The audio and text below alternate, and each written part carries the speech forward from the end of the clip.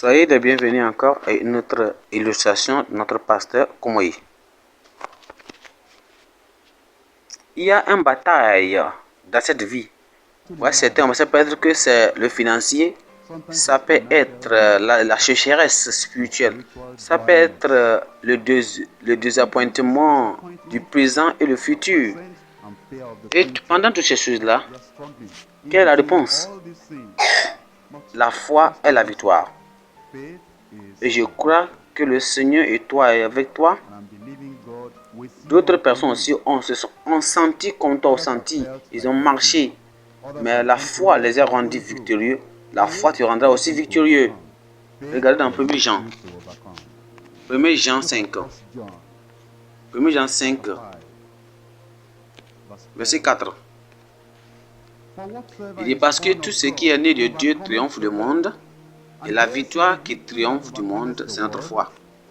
Quand nous parlons de la foi, il y a certains mots qui sont tellement associés au mot foi.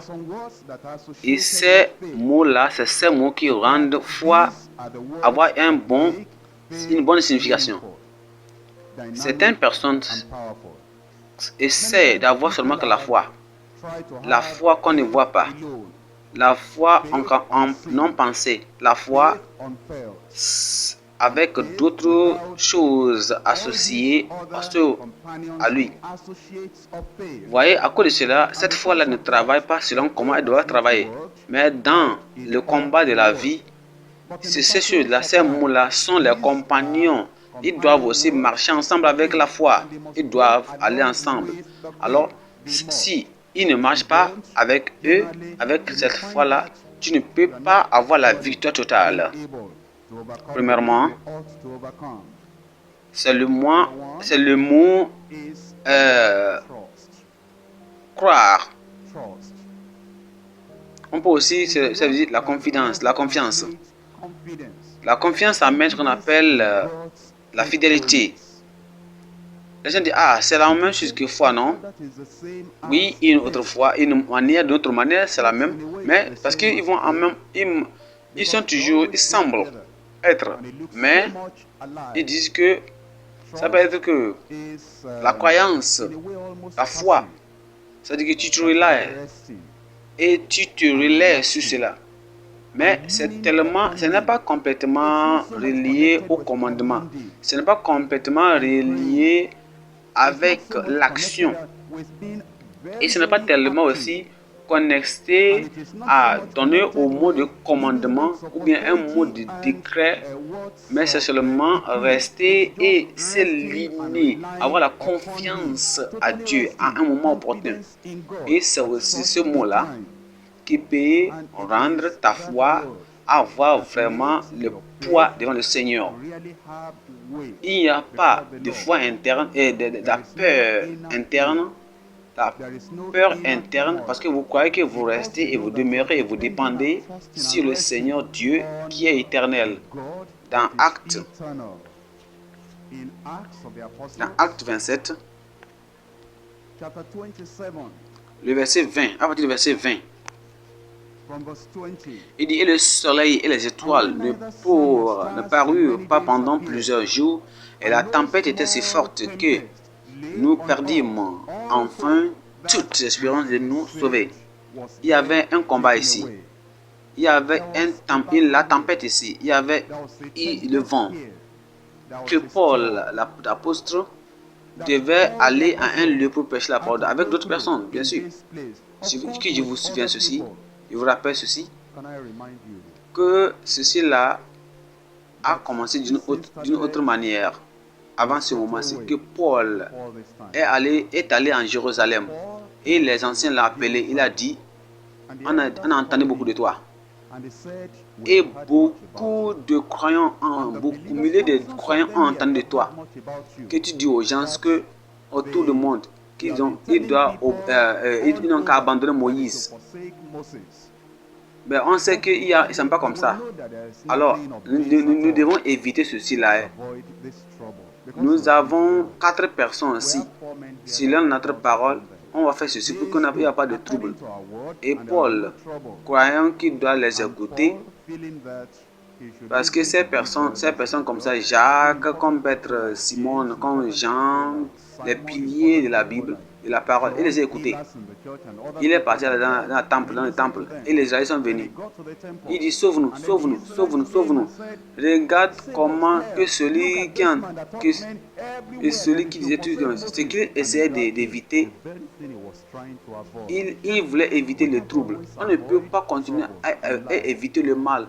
Seulement plaire à Dieu. Et tu vas faire comment? Tu vas déplaire Satan. Mais si tu plais à Satan, tu vas déplaire à Dieu. Alors, si tu plais les gens, et tu ne peux pas prêcher la parole de Dieu, et il y a le jugement, alors il y aura quoi à Dieu? Mais alors on nous court vers le bas. Il faut rester dans cette souffrance. Ou non, tu vas gagner au nom de Jésus. Vous savez, les gens qui disent, quand j'étais en vie profonde, il y avait trop de troubles, trop de vent, trop de tempêtes. Alors, je vais aller dans une église où il n'y aura pas de problème. Est-ce que vous trouvez une église comme ça, une fois? Une église où il n'y aura pas de trouble. S'ils ne suivent pas l'église, ils ont aussi des troubles avec Dieu. S'ils suivent Satan, ils ont aussi problème avec Satan. S'ils ne réprimandent pas les sorciers et les démons, les sorciers et les démons aussi vont les tuer. Mais s'ils les réprimandent, eux aussi vont travailler contre eux. Maintenant, où est cette place de reste? Il n'y a pas de place de reste. Il n'y a aucune église où je peux y aller, il n'y aura pas de trouble. J'ai entendu un leader, un pasteur national, ou bien un leader, un fondateur d'une église qui disait, il y avait trop de problèmes, il y avait trop de troubles dans l'église. Il les a appelés, il a appelé sa congrégation, il les a dit pleinement. Je sais que j'ai un appel et j'ai le ministère, mais il dit, si ce n'est pas de si c'est trop difficile, moi je vais quitter ici. Non, il n'y a pas. Je vais aller dans tout lieu pour faire le travail. Il n'y a aucune chose comme ça. Il dit non, il n'y a rien comme ça. Si tu laisses ce lieu et tu dirais ici pour prêcher la parole de Dieu, n'importe où tu vas,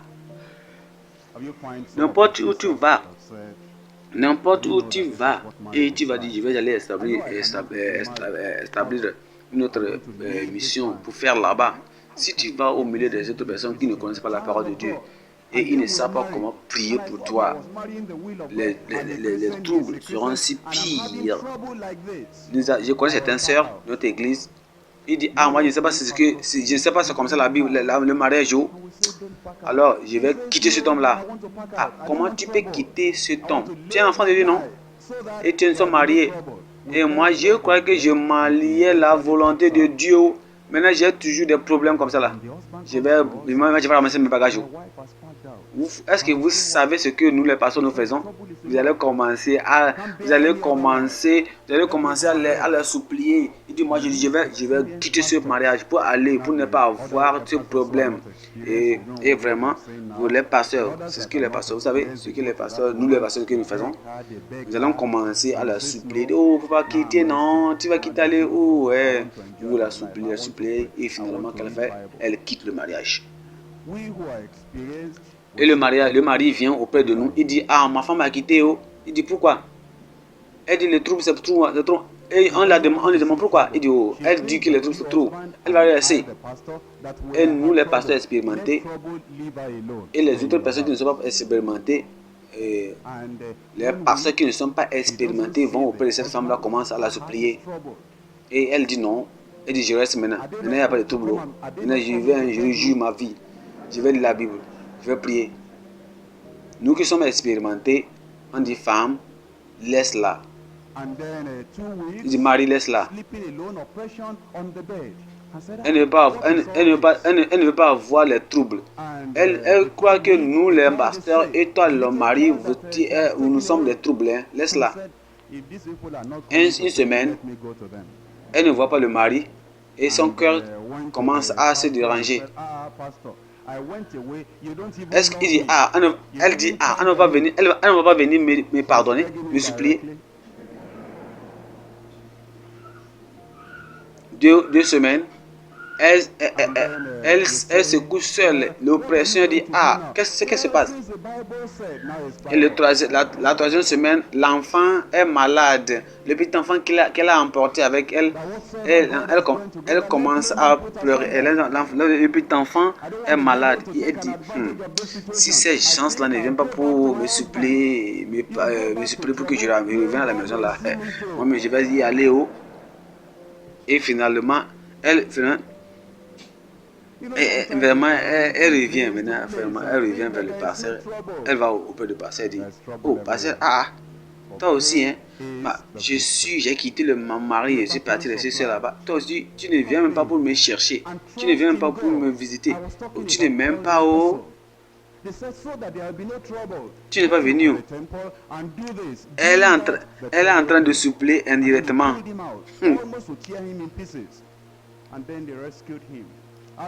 Elle dit, que feras-tu maintenant? Le pasteur dit, que feras-tu? Maintenant le pasteur dit, que feras-tu maintenant? Elle dit, comme la Bible dit, maintenant c'est la Bible qui dit, hein, quoi que soit Dieu, quoi que Dieu a mis joignés ensemble, que rien ne les sépare. Je ne veux pas que le diable vienne et prenne, je ne veux pas que le diable prenne avantage de cette situation. Je dois retourner vers mon mari. Va, tu veux, et il dit, tu retournes, et le pasteur lui demande, tu veux retourner vers le trouble encore? Tu veux retourner dans les troubles encore? Elle dit, oh, le Seigneur va prendre soin de moi.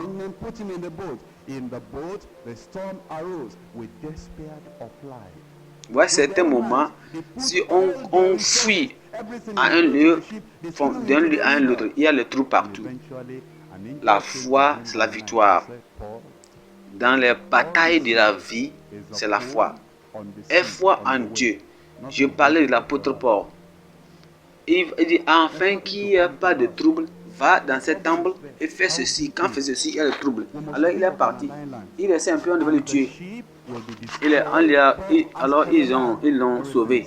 Et le fils d'un ami, il dit, il dit,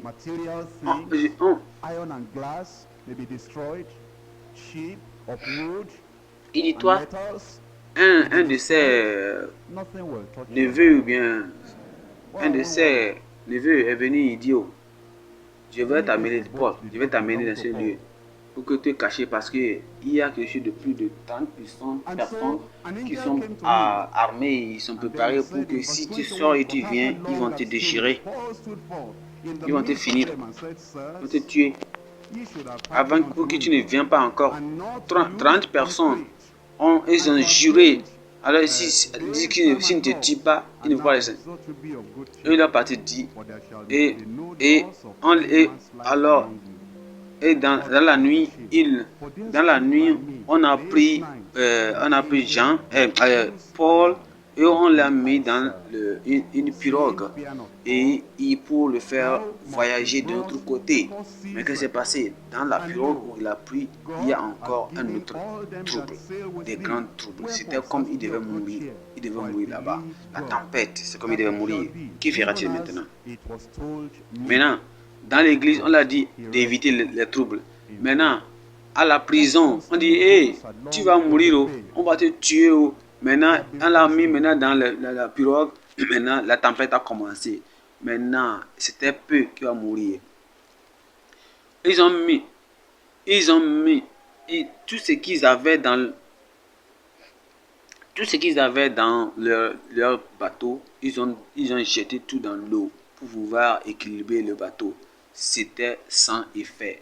Et finalement, un ange de Dieu est venu dans la nuit et dit, Paul, tout ce que tu vois, tout ce que tu vois, tout ce que tu vois là, et rien ne va te toucher. Faut pas t'empêcher, faut pas t'inquiéter. Il y a les troubles. Il faut être seulement du tes épaules. Parce que, tu vois, ta vie sera conservée. Quand bien même tes habits, ta vie sera brûlée, quand bien même le bateau peut être déchiré, le bateau peut être en panne, ça peut être n'importe comment. Toi, ta vie sera épargnée. La voiture peut avoir de l'accident. La voiture peut être torturée, détruite. Le feu peut brûler tes habits. N'importe quoi qui se passe. Mais ta vie, les glaces peuvent détruire. Ça peut être le bois, les métal,